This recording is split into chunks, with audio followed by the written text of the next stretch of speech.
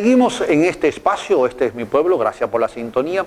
El tema de las elecciones parlamentarias no es un tema que se puede abordar en un solo segmento, hay que insistir. Vuelvo y repito, creo que es pertinente el momento histórico, y no es una retórica más, no es una retórica lingüística, no es hacer de la palabra un recurso para engañar, no. Hoy estamos ante un proceso de cambio. Venezuela desde 1999 comenzó a dar dolores de parto en su historia. Algo nuevo están haciendo y algo viejo está muriendo, pero aquello ni muere completamente y esto no nace completamente. Todo lo contrario, este nacimiento con nuevos factores políticos, más con una estructura económica vieja, los nuevos factores políticos que se califican de revolucionarios, de socialistas, de bolivarianos, de chavistas, no han podido vencer a las fuerzas económicas acostumbradas a vivir de la importación, acostumbradas a vivir del petróleo, de la renta petrolera. Y recuerden que el factor económico determina también el cambio de un país. Si no tenemos una empresa privada honesta, si no tenemos una empresa privada al servicio de la comunidad, una empresa privada que paga impuestos legítimos, una empresa privada que deje de estar pidiendo a cada rato más y más dólares en vez de tener más tiempo para producir, el factor político no puede cambiar la realidad. Se necesita una visión política diferente y un pensamiento económico diferente. Y la economía tiene una visión política. Y la principal visión política es el ser humano. Una política económica al servicio del ser humano, no al servicio de pequeños grupos económicos que se enriquecen bárbaramente sobre el lomo y el sudor de las mayorías. Entonces, ¿de qué estamos hablando? ¿De qué tipo de elecciones parlamentarias estamos hablando? De una nueva visión del político que esté en el Parlamento. Lo que hemos visto en el último proceso electoral con estos 165 parlamentarios es una lucha infernal por el poder político. Fuerzas contrarias, fuerzas que se enfrentan más por pasión política y luego por intereses grupales, territoriales y extraterritoriales. Unas fuerzas que se autocalifican de soberanas, que se dicen representar las aspiraciones del pueblo, y otras fuerzas políticas que claramente reflejan los intereses de los grupos económicos, que a su vez representan los intereses de grupos económicos extranjeros. Cuando hablo de grupos económicos nacionales, obviamente estoy hablando de todos aquellos que tienen el monopolio de ciertos rubros básicos de la alimentación. Estamos hablando de la harina precocida, estamos hablando de lácteos, estamos hablando de leche, estamos hablando de lo que hace falta en la despensa de una familia. De tal manera que cuando vamos a estas elecciones, ¿qué vamos a elegir?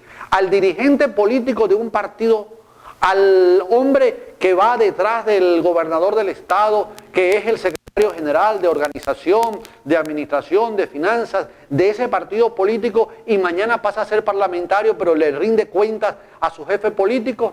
¿Es que acaso el parlamentario tiene que ser ciertamente un miembro de un partido político? Y cuando ese hombre político, que somos todos los seres humanos y todas las mujeres somos hombres y mujeres tienen un pensamiento político, cuando pasan al Parlamento son capaces de cambiar de ruta, de cambiar de canal, como dice un amigo mío, de pensar que ya no es el partido político, sino es el elector.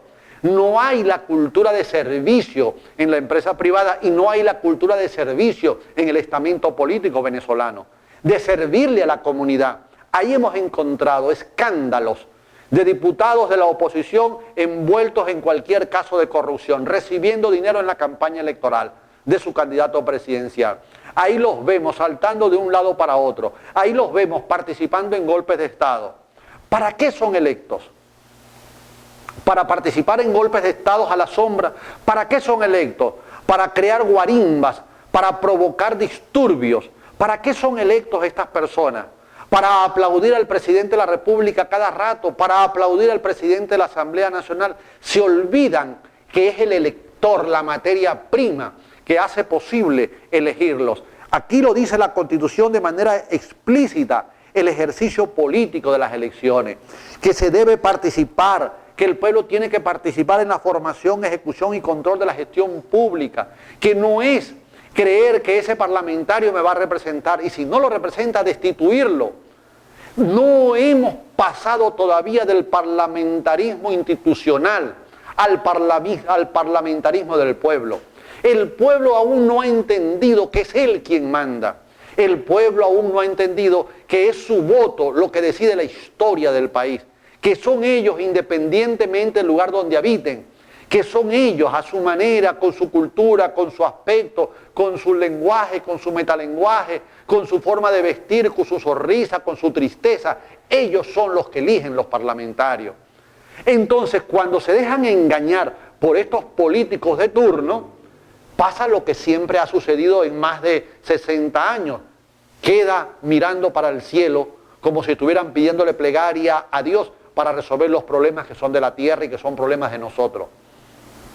¿O es que acaso la escasez de alimentos, la inflación brutal que se está comiendo, pero a millón se está comiendo el salario de la gente y el sueldo de los trabajadores y de los empleados?